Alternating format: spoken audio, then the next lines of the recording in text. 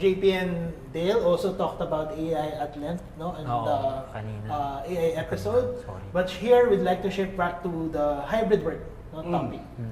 So, return to office debates. Of course, we're fortunate. We are the company's adaptive to the needs, especially with the latest changes in costs, diba? Fuel costs. I know some companies changed back to hybrid work because of that. Not only us, and pulled back on their policies on RTO. But should companies ask, their employees to return back to office full-time na, pre-pandemic? Do you think okay yun or hindi okay yun? Depends on the generation. Yes. But ano sa tingin mo? And so, other host also would like to contribute. For me, it depends on the role of the person or the employee who will do the job. Not really, I could generalize even in the IT. So for example, like with us in Pestronic, so sales is hybrid. Kasi we have to go outside to talk with the clients. Yes. Even our clients also has hybrid, so we have to set the schedule. Then for the admin back office, so syempre you have to go there. Presence namin. Expect na nandun siya. But pwede rin siyang hybrid kasi if you have a system who could do your work even off-site. Isa nasa office, yung isa nasa bahay nila. So they can do the work except sa security guard. Kasi security guard can't able to. Gusto ko yung makita. Si Chief, ano ba yan? May biro sa akin yan sir. Bakit daw yung embalsamador. Hindi pwede mag-work from home. Kasi dadalhin niya yung Sa bahay niya. Iuwi niya. Iuwi niya sa bahay niya. Kaya hindi daw pwede. Kasi crack a joke. Yun yung laptop niya no? Kasi I was cracking a joke. Sabi ko, ba't yung security guard walang hybrid nag-reklamo sa akin? Hindi sir, yung balsamador ganun din Sa bagay, no? Parehas lang sila. Tawa naman. Actually, it came from a client. Client talaga na. A client yung nag-mention sa akin about that. Kayo, Dale and James, what do you think? And how effective can hybrid work be? Is it like the same or baka mas gusto mo minsan nasa office? Ano sa tingin niyo? Aside nga dun sa, depende sa role ng personnel, definitely it helps yung pagiging hybrid sa, pag-balance ng work-life, pagkakaroon ng work-life balance. Kasi, number one, especially, I think most of our employees naman are middle class, di ba? So, malamang yan, karamihan nagko-commute. Speaking from experience, commute pa lang 4 na oras na kagad tanggal sa araw ko. Yung middle class ngayon hindi nagko-commute, alam ko yung middle class ngayon nagko-commute Ano sir, ano? Ngayon, they have their own vehicle. May sakyan. Pag middle class, alam ko yun Pero yun nga, ganun din. May parking pa rin, may gas pa rin. So, Gastos pa din. Gastos pa rin. Tapos yun nga, yung biyahe. Yung akala mo, wala na, nakaupo ka lang. Pero nakakapagod din siya. So, yung ganun na bumabiyahe ka pa, either gigising na maaga, matutulog ka na ng late kasi ano, ka na makaka-awake. Mababawasan yung time na sana you spend time with your family or with your loved ones, diba? So, I think that yung pagiging hybrid, it also helps kasi yun nga, syempre, limited lang to certain days. Pero syempre, may positive din na talagang nakakarating ka pa rin ng office. Kasi, one thing na my boss, si Sir Ramir, lagi siyang advocate na pag nagkikita kami sa office, nakikita niyo yung collaboration ng work. Kasi you get to see the people that you're working with face to face. And there's a different dynamic when you do that. Mas mabilis yung communication, naiwasan yung miscommunication. Parang may nagki-click kapag in person kayo. Mas mabilis yung work, mas madali. So, iba pa rin na hindi fully remote. Speaking of hybrid work from home, yung mga kakilala kong taga-Pestronics magagaling na magluto Gumaling. Gumaling na. I don't want to name names. Sana kakampi ko sa team building. Sana kakampi na sa team Di ba, Lahating ka ba? Lutuan kasi. we're using teams. Pre, na lunch nyo. Doon na nag-uusap na niluluto nyo. Dati kasi mga iba naging nag-green thumb na, hindi lang naging successful, di ba? Pero yun, of course, yung sinasabi ni JP, si Ramir, no, and Roel, kind of we're in the same generation. Maybe it's a generation. Ngayon, yung mga new applicants, kung hindi hybrid work, di sila tutuloy sa, di ba? Talagang hirap mag-hire then for companies of new talent, good talent, kung hindi sila nag-hybrid. Yun yung dilemma ngayon, no? Of course, there are companies na talagang extreme na, hindi, RTO tayo kung ayaw mo, wag, di ba? Marami ibang gustong pumasok dito. Pero may mga ibang companies na hindi ganun ka-famous or sila yung magdedemand sa employee. So may leverage yung applicants against the companies na, if you want me to work there, di ba? You pay me this much. Especially after pandemic po, nasanay yung mga tao. Tsaka you know why? Kasi hindi lang Philippine market ang kalaban nila eh. Yes. Hybrid work can be from offshore. So may ibang employers na hindi na dito based sa Pilipinas. And by nature, they will not ask you to go on site. Yes. Diba? So and they're paying you, they're giving salary in premium. Correct. Yeah, So kaya yun, may encourage talaga. So may konting, bargaining power yung applicants. Not only new ones, even the ones already in the market. Lalo na mag-change ka from single life to family life. Diba? Now you'll have, meron ka ng asikasuhing family na it will greatly benefit you if hybrid yung work or fully online work, di ba? O hindi pa talaga ako, mas malaki pa yung sweldo, di ba? USD pa yung bigay, di ba? So, ganun, yun yung dilemma ngayon sa market. Nag-iisip si Delo. Mas ina-observe ko na lang talaga. Each episode, dami kong na-observe. Mas maraming natututunan eh. Yun yung thoughts ko doon. Kaya companies also have to be considerate of the needs of the market. Not all can be that way. Not all can afford to be that way.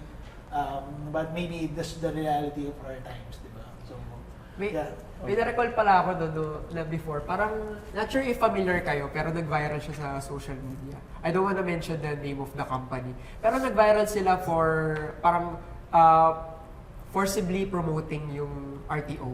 Or parang dinidiscourage nila yung hybrid. Hindi naman hybrid, like yung remote work. So, nag-viral sila. Medyo malaki yung backlash ng people doon kasi yun nga, bakit kayo masyadong combative against work from home when naramdaman naman most of some of the industries yung benefits ng pagiging work from home. So yun nga, siguro dala rin ng na-experience na comfort, especially after nung pandemic. Nakasanayan Or nila. nakasanayan. Pero yun, unfortunate lang na gano'n yung naging framing din kasi nung company na yun, kaya na-put into bad light sila. When siguro, baka naman good intentions naman din talaga yung habol nila. Right. So talagang it's a raging debate. So to our viewers out there, if you have comments, we all appreciate it. There are no right or wrong comments. Maganda rin makuha namin yung ideas. So going back to pursuing an IT career, Roel, our expert resource. What are the skills that actually matter, and what are the misconceptions about salaries?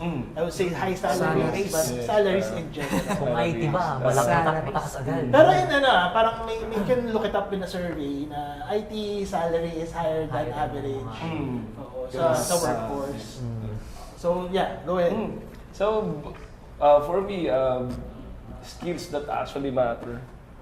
So we're talking of IT.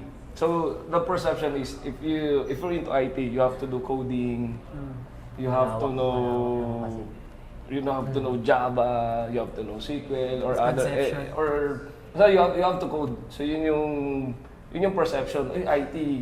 Kasi even me, pagka when talking to peers, yung mga ibang friends ko na hindi IT, saan nga ngayon? Sa IT ako, nagko-computer ka, nag-code ka. Kailangan techie ka. Yung techie ka. Sabi ko, no, I mean sales role. Yeah. So parang there's a lot of roles that you can do in pursuing IT. Like you, nasa project management ka. Ikaw, nasa operations. So, malawak yung net ng IT. Kasi yung mga animators, IT din naman dyan sila technically. Kasi they learn through programs. So, yeah, you can also be a business analyst. Yes. So yun nga, yung when we started this conversation, I've been into HR, I've been into warehousing, tapos distribution. So, good thing, nung pagpasok ko ng Questronics, before Questronics, na-assign ako ng Oracle, NetSuite and SAP. So yung mga small business, so ERP. Then nag-HRIS ako. So nakita ko yung parang yung flow. From ERP perspective, nandun yung HRIS. Tapos na-adapt, sabi ko parang, I can learn this.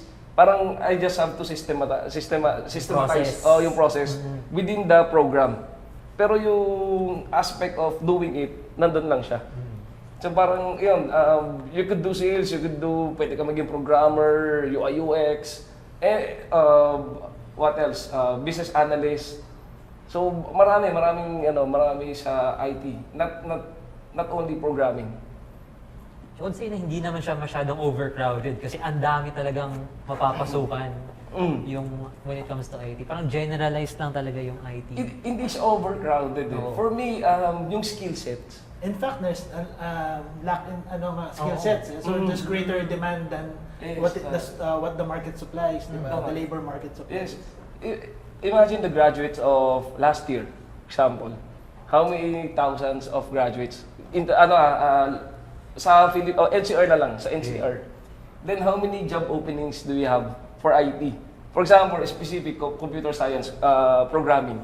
So maybe you know how to program, pero when you did your thesis, yung thesis mo, ikaw ba talaga gumawa? Siyempre during the interview, pagka encoder ka, so you have to prove your worth, you prove yourself na, kaya ko gumawa niyan. Kasi may mga testing before you become, di ba? May mga testing What if di mo siya ginawa? Diba? O hindi ko yung gumawa. Halimbawa, may group study kayo, ikaw lang yung nag-aabot ng pagkain, ikaw yung nag-aabot ng tubig. Diba? Filter na. So ganun siya. So that's why, even though, meron akong kilala nursing, now he's an sales head of a company sa IT. So galing nursing yun, registered nurse yun. Talaga nag-aral siya, ibig sabihin. So, maraming aspects. Kasi sa sales, you have to know the product or whatever it is. You have to know the product. Alam mo, IT products ka, so you have to know the IT product. So if you're in real estate, you have to know your property para mabenta mo siya. Kasi sales is convincing the one that you don't know. Kasi yun naman sa sales, but technically in computer programming, so I have to make this thing work, i-interpret mo or gawin mo siya using the codes. So kailangan talaga yung technical skills. If you want to go into the technical, kailangan yung technical skills mamahasa talaga. You have to improve. It's those skills that really matter. Especially nag-evolve kasi. Narinig ko pa ba kay Sir Mike yung COBOL? Pero apart from technical, I would say, soft skills is very Yes, soft skills. Okay, so what do I mean about soft skills? Communications, yung feel mo when you talk to another, yung parang yung feeling ano yung gusto niyang malaman sa inyo, knowing when to stop is also very important, and knowing when to listen is very important. Alam ko, sales has a bad rep of just talking, di ba? But the listening part is really the more important part of actually any career, and any job. So, engineer ako by profession. I don't want to generalize or anything, but I really hate doing reports. No? So documenting what I've done, especially when I was a systems engineer. Gumagana na, sir, na ako, di ba? Pero anong ginawa mo, di ba? What's the record? Ano yung ginawa mo para maayos? Ano yung naging problema? Ano yung ginawa mo after? Wala, uwi na ako, sir. Galing araw na.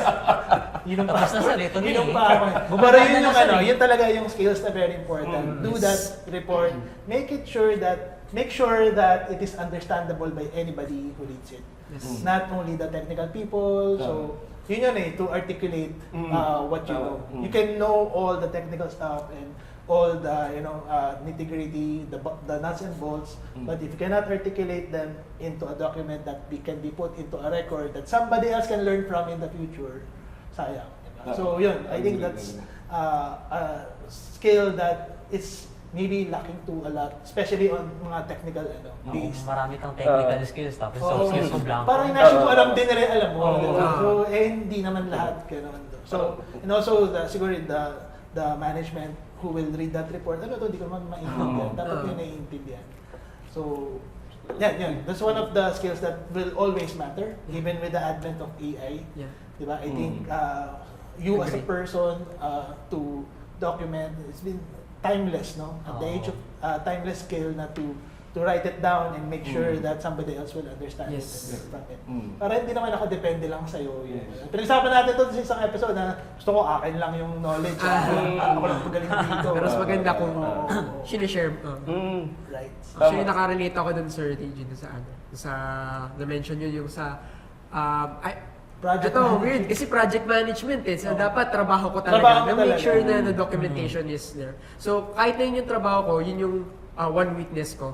And I think while you already highlighted the importance, one thing na gusto kong i-highlight yung sa listening, balik ako dun sa listening, kasi doon mo talaga makukuha kung ano yung binavalue ng client. Ay, So, may understanding din doon Hindi yung nakikinig. Hindi You have to ka listen, lang you have to nakikinig. understand. You have to also understand kung saan ka makakuha ng value. Kasi mapa-sales ka man, mapa-operations, mapa-project manager or engineer ka man, the better you improve your listening, understanding skills, especially in front of the client, the more you can put value in your Tama. work. Mas na-appreciate nila yung ginagawa mo. Share ko about JP. Kasi naka-work siya as PM many times, no? So, the extension of listening, the next stage to that is empathy. Diba? So, bakit na sinasabi itong mga bagay na to? Ano yung nararamdaman niya? Bakit? Si JP kasi unfazed. Tawag ko yan unfazed. Bakit pinapagalitan na yan? Ng internal boss or ng kliyente. Yes sir, yes sir. Okay sir, gagawin ko na. Ganun siya. So, medyo mataas yung iko niya. Hindi siya na-offend or nagagalit. Diba? Pinapakinggan pa rin niya yung sinasabi. To the point na parang, may pakialam ba talaga to? Parang galit na galit sa amin, gano'n. Sana all, no? Yeah. Kaya nga lumalabas sa mukha. Hindi nagagalit, hindi siya observation ko lang, sabi ko. So yun, yung empathy, kasi imbes na magalit ka dun sa bad trip kong kausap ko, pero bakit na sinasabi yun? Ano yung basic? Sometimes wala talagang sense, and kailangan mo tanggapin na wala talagang sense. Pero sa'yo, how you receive it is, you cannot control what they do, you can control what you do. Yeah, correct. Tama. It's always your reaction. Agree. Right. So Roel, from sales to HR to sales again. So what paths are there? So nakalagay dito in beyond coding, but what paths are there in the IT for you? Ano yung nakikita mo? May presidente ka na ba ng Costro? Head of sales? Pilipinas. Watch out, MSD. Watch out. Watch out. Watch out. No, the path, for me, it's personal. Kasi it's out yun how you want to grow. Kasi sa Constructics, galing ako sa grupo ni ETG, sa QSD. Then I decided So ikaw, ba't ka rin lumipat? Ayun. Ayun pala ano nga pala? Yan Brand sales yan yung ka. unahin natin. Oo, ba't ka lumipat? Kabayan, Bago ka bakit? sumunod. Pag ako naging sales, kasi Galit ka kay I learned Lance? a lot. Hindi, yun si boss. Okay si boss. Ay sir, get well soon. Boss, namimiss ka na ng mga pulang kabayo natin dito. Hindi na, okay ka ngayon. Totoo sila sa buwan. Hindi na kalabas eh. Okay, sige. So, from QSD, so it's technical. Kasi sabi, bombera kasi ako. I'm very motivated kasi I want to build something. So, yun, sabi ko, pwede naman siya sa QSD. However, sabi ko, maliit. Mas malaki yung potential na magiging revenue generation if mag-sales ako. So yun nga, sabi ko nga, tama ba yung ginawa ko? Nagtatanong pa siya ngayon. Tama ba yun? Kala mo madali, di ba? Kala mo madali, ha? Oo, yan. Ano ka? It seems easy, pero pag nandun ka na, grabe yung struggle. Ikaw na kaya eh, di ba? Ikaw na. Dati, namimili, sales kasi, ganyan. Hirap pa lang. Ikaw alam mo yun, sabi ko, pag hinahanap ako, maglalako lang ako. Kasi when you're in the technical, pag hindi nag-approach sa'yo, So parang you have to do certification. So ganun gagawin mo eh. Pero sa sales, hindi pwedeng wala kang opportunity eh. So you have to look for connection na pwede magbigay ng opportunity for Questronics based dun sa portfolio natin. So, yun, basta yung tinignan ko lang doon, I'm motivated with, let's say, I want to give more to my family. Kaya sabi ko, Money. not really money, kasi money is convenience eh. That's the thing I see time. money. Time. Diba? May time ka ba, sir? Time, oo naman. Kasi yung work-life balance that we're talking kanina, kasi ako, minsan, I could extend until 8 p.m. Pero pag kasama ko si boss, hanggang 1 a.m. Kasi, Sinong boss? Sinong boss? Sige, sabihin mo. kasama ka boss. Kasama ko po, safe answer. Pag Kung mga, naman ako malis ako sa office, mga 8 o'clock nandun pa yung kotse. Dito pa. mga boss, yun yung work-life balance. Tapos may schedule yan. So pag On a RTO, Tuesday. on a Tuesday, on a Thursday, sometimes on a Tuesday, on a Wednesday, on a Thursday. Golf kayo. Golf. Golf. Golf. With ice. Alright. Sige, so any final words from our other host, JP Dale? Babalik ako ng sales to John. Very interesting topic, diba? Oo, ang ano. dami. Tsaka ano talaga, beyond nga, yun nga, yung technical, meron pa tayong mga other fields nga, like yung back of office, yung sales natin, di ba? Hindi lang engineering, saka programmers yung nandito sa IT industry. It goes beyond that. And yun nga, hindi lang yung ano natin, technical skills, pati yung ano natin, soft skills natin. Yung maganda i-build. Importante. Right. Okay, on that note, that ends our episode today. Thank you again for tuning in. We appreciate your comments. Please leave them, write them down below. Follow our social media sites. Follow us on Spotify, Facebook, Instagram. I think we have TikTok na rin. Oo, meron. Thank you for your time today, and we hope to see you again in the next episode of Kwentuhan Podcast. Yeah. Should you pursue? Thanks.